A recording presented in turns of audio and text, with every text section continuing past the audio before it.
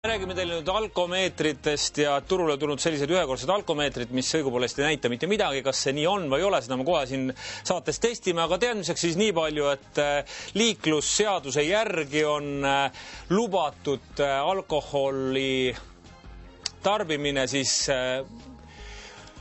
autojuhi veres kuni 0,2 promillini, täpsemalt öeldes on siis alkoholi sisaldus 1 liitris juhi väljahingatavas õhus ei või olla 0,1 milligrammi, see on siis õhus, või rohkem, või alkoholi sisaldus juhi veres 0,2 promilli või rohkem. See põhimõtteliselt tähendab seda, et kuni 0,2 promillini on lubatud, sellest keegi trahvi ei tee, kui see on veres, ja kui on 0,2 juba, siis on see trahvitav ja siis on inimene seadust rikkunud, selle vastu algatakse väärteomenetlus, tehakse trahvi ja skandaal on suur.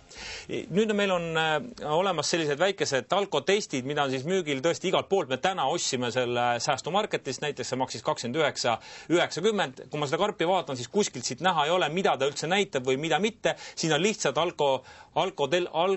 alkohol teist peale kirjutatud ja muud mitte mingisugust instruktsioon ei ole. Et kui ma selle ostan, siis ma eeldan põhimõtteliselt seda, et see näitaks mulle palju mu vere alkoholi sisaldus on. Kas ma autot võin juhtida või mitte, see on ka lihtsalt.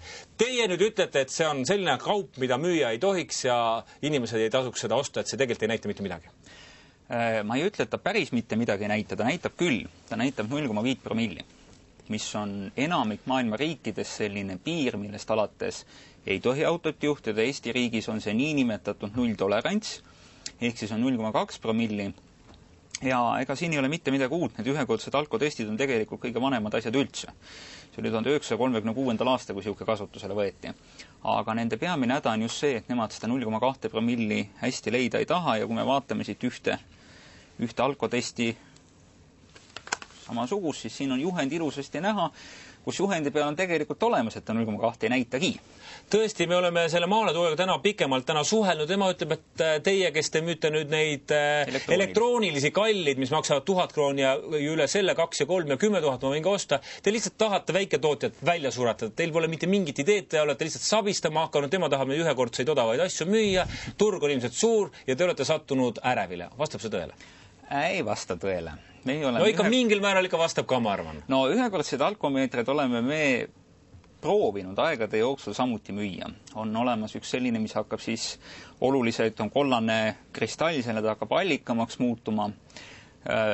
Eriti edukas see nende müük ei ole, sest see on väga tõlgendamise küsimus ja tegelikult on siin teine põhjus on see, et kui te ostate näiteks 30 krooni eest või ka 25 kroonist ühekordse alkomeetri, te saate teada, et olete praegu purjus. Siis selleks, et teada saada, kas te nüüd olete kaine, on teil järgmist vaja.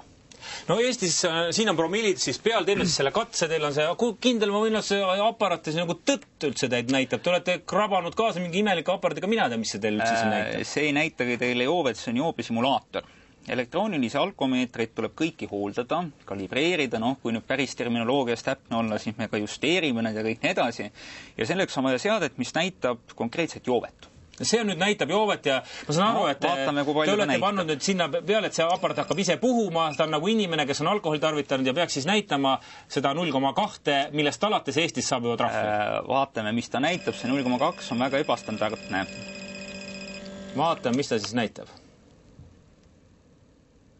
Näitab vähem, teeme mõne aja pärast uuesti. Nüüd 0,237 promilli. Isegi rohkem. 0,237, see tähendab seda, et selle, kui nii palju välja hingavtas õhus alkoholi on või promille veres, siis trahvi te saate. Just. Nii, 0,237 see aparaat meile näitab. Nüüd me võtame siis selle ühekordse siit pakist lahti. Me tõesti ise ostsime need kauplusest, ei ole neid kaasa võtnud, ei ole kuidagi saanud neid siin rikkuda meie tarvis. Täiesti näete, tee silme all, ma selle ka avasin, aidake mul seda totsikut lahti teha, siis läheb natukene nagu rutem, et siin tuleb võtta need erinevad pooled lahti.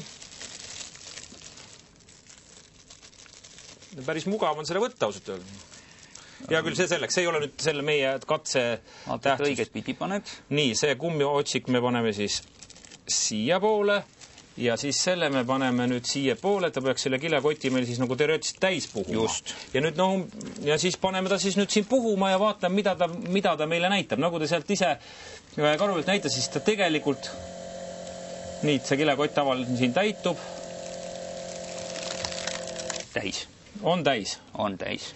Ja nüüd me siis saime juba sellise taseme, mis näitab meil 0,237 promilli ja millega saab trahvi. Ehk 10% üle selle, millest juba saab trahvi. Jaa, ta siis peaks tegelikult näitama rohkem, kui isegi siin märgitud. 0,2 on märgitud valge ja üle selle, no kui te nüüd seda tõesti vaatate, siis... Ta on valge. Samamoodi edasi. Ta ei ole mitte mingisugust värvi küll siin külge võtnud. No siin on teine. Te näete ise, et see on täiesti lumivalge, et see ei näita teile mitte midagi. Et kui te puhute sellesse, siis põhimõtteliselt näitab ta, et teil joovet ei ole, te istute rooli ja saate trahvi. Ja. Ma ei saa soovitada neid alkomeetreid tõesti osta, sellepärast nende müümine ei ole küll ebaseaduslik, igaüks me võib Eestis müüa, mida tahab, aga sellega võite te vabalt minna, nagu öeldakse, politsei huviorbiiti. No kuidas ta siis toimub, kui me 0,5 näitab? Kas ta 0,5 näitab meile? 0,5 siis ta muutub roosaks. Kui soovite, võime mõne aja pärast selle ümberseadistada, teha tal teise katse. Aga siis ta muutub roosaks, see on oluliselt silmaga paremini näha. Mis on need ühekordsete alkomeetrite õnnetus? On just see, et ta väga väikest joovet reeglina, see 0,2 promilli on väga väike joove. Maailmas on vähe riike, kus on nii väike piir. Meie naabritel on kõige rohkem. Ta ei näita ja kui ta näitab, siis see on nii tõlgendamise küsimus ja selline, ma ütleks, et ebakaines olekus inimene pigem kipub ikka neid asju enda kasuks tõlgendama. Ja mis on muidugi teine mure, nagu ma ütlesin, on see, et kui ta ka näitab, et autorooli istuda ei tohi, siis mis hetkel sa võid autorooli istuda, selleks on vaja järgmist 25 või 30 või 40 kroonist vidinat. Ja neid võib kuluda ei tea kui palju, sest see on igatahes see näitab 0,5 promillist alates, see 0,5 promilli juba tähendab Eesti mõistes kriminaalasja algatamist. Nii et põhimõtteliselt see ainus, mida see tester siis teeb, on see, et kui te tahate vältida kriminaalasja algatamist, siis võib seda nagu kasutada, aga vastasel korral sellist väikest joovet see tõepoolest ei näita, selles osas on see küll täiesti kasutu. Ma küll teen absoluutselt sellise järelduse. Aitäh tulemast ja selline oli meie tänane alkomeetrite teema. Ma pean ikkagi ühe küsimuse veel küsima. Te olete teinud sellest alkomeetri ärist tegelikult õudselt kasulikku äri. Inimesed ostavad neid kalleid nublakaid endale kokku. See veel ei ole väga kallis. No ikka on ja maksab 1000 krooni, aga nad ei tea, et lisaks sellele nad selle kalli apardi osad, nad peavad krõbistama mitu korda aastas tee juurde, et te seal midagi sealt susserdate, midagi teete ja korjate siis veel iga kord 200 krooni inimestelt kokku. See on selline kaval business, ma saan aru. Inimesed ostavad, nagu öeldakse, põrsakotis endale. Ei, miks põrsakotis? See on igal pakendil kirjas, et neid tuleb hooldada. Ja sellist alkomeetrit, mida hooldama ei peaks, ei ole maailmas veel tänaseks peaks välja mõeldud. See seade oksüdeerub ajapikku, saastub, kui sellega meie juurde tulla, kas meie juurde või näiteks Euronixi kauplusesse või neid kohti on üsna mitmed, need on mitukümmend Eestis, siis annate selle aparaadi hooldusesse, seda puhastatakse ja viiakse jälle õigesti näitama. Kui see aparaat on selline, millel on see hologramm peal, on üks MTÜ, Eesti Alkomeetrite Müüjate Liit, kui tema on seda tunnustanud, siis võite kindel olla, kui see aparaat on hooldamata, siis ta nulli teile näita ekslikult.